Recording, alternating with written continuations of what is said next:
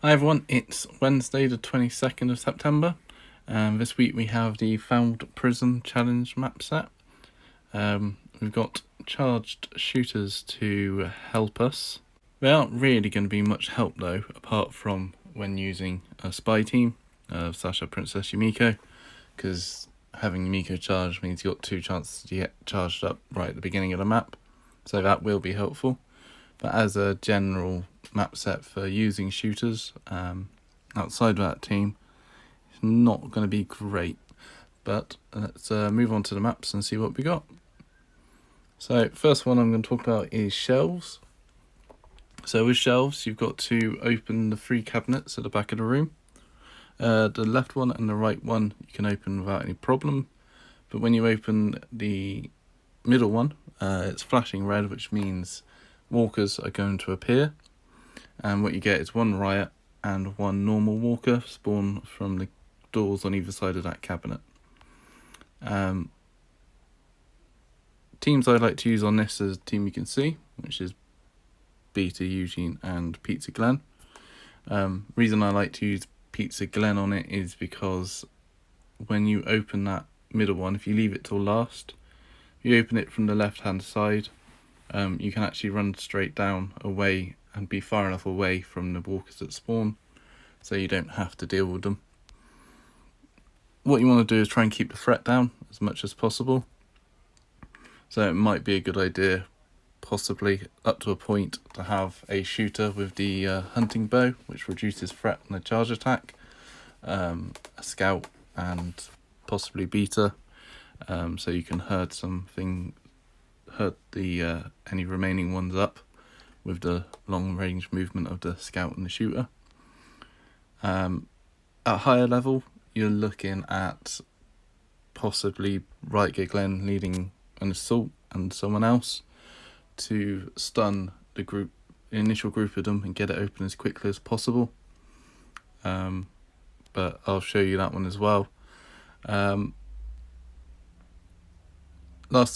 Last time we had shelves, it wasn't in this map set because we had charged warriors last time, but we had charged assaults, which made this one a lot easier to use that team. If you can keep the threat down, it's not too bad. So I'll try and show you how to do that. Next map we got is Handrails, which is an absolute pain in the backside. You start on the left and you've got 3 freemen, a scout, a hunter and a bruiser. They all start on the right or on this far bridge. If they start on the bridge, I really struggle because the hunter goes to the top and it's really hard to get to him without him getting you first. If they start like this, you've got the scout and the hunter at the bottom, and what you want to hopefully do is have the hunter come out far enough to shoot the normal walkers, and then you want to be able to hit him with a long range shooter with critical aim, hopefully, or have an assault charged to stun him.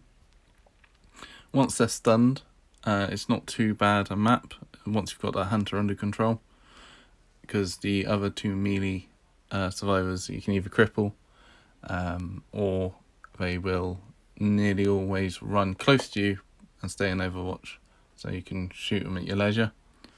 At higher levels you need to move quick because the incoming does get quite crazy and it can block your path up because you need to split your team up. 1 person needs to go to the top, 1 or 2 people to the top, 1 or 2 people at the bottom, and it can get blocked up here. This is the team I take pretty much most of the way last time. Obviously I think spy will work quite well here again as well, getting the assault charged on these normal walkers, the hunter running out, using a decimator radius to hopefully be able to stun it without getting it to range, and then keeping it stunned with your decimator. Other than that, as I say, you want a shooter with critical aim if you've got one, and a long range pistol, so even if he's in Overwatch you can get to him and shoot him before he shoots you. Other than that, it's just a case of trying to keep the rest of the walkers stunned. And as I say, getting rid of that hunter, because he will take you into the red with one shot every time once you get to a certain level. And it's very frustrating to 3-star it all the way through. Easy for 2-star though, usually. Next one is Sweeping the Cellar. Used to really hate this map. Now we've got some newer weapons, it's not too bad. Obviously, it is a kill all walkers, so spy will work really well. You've got 3 fatties to kill. So if you've got some fire and spy, it'll be really easy. If you want more of a challenge, then you can go with this team, which is quite a fun team to use. Or Survivor's Rick with his spear as well. Works well to poke and run. Tactical spear, sorry. Not really much else to say. It's a kill all walkers, and we've had plenty of them recently. I think everyone knows how to deal with them now. Or you can also have Shane, obviously, because they're quite bunched up together, and if you can get them charged, you can blow them all, which is quite fun as well. Caged Goods is probably my favourite map on the set. Keep the threat down. Prowl and Herd. You've got plenty of space in this first room to do so, and you can put Darren on lead and with Morning Stars push every time you run past, so I'll show you that. Peter in lead with a scout with Golden Scissors is a good one because you can hit and herd. Once the threat's down, you've opened the 2 boxes on the right. You need to work on the ones on the left. If you've got a long range weapon, you can hit through the gates quite easily. If you've got a short range weapon, you need to stand 2 people next to the gate, and then one of them will be able to hit on a diagonal. So either leave them in Overwatch and they'll do their business, or hit on a diagonal. Just be careful that you are hitting the walker and you're not opening the gate. Higher levels, you want to use Spy, because the incoming all comes in this central area from the back of the map, and what you can do is build a wall and just keep everything stunned. Then you just need, once everything's in these 2 right hand rooms are dead, just put one of your survivors, probably Sasha, in to open the 2 crates, come back out, set stuff on the left on fire, and just keep the stuff in the middle stunned.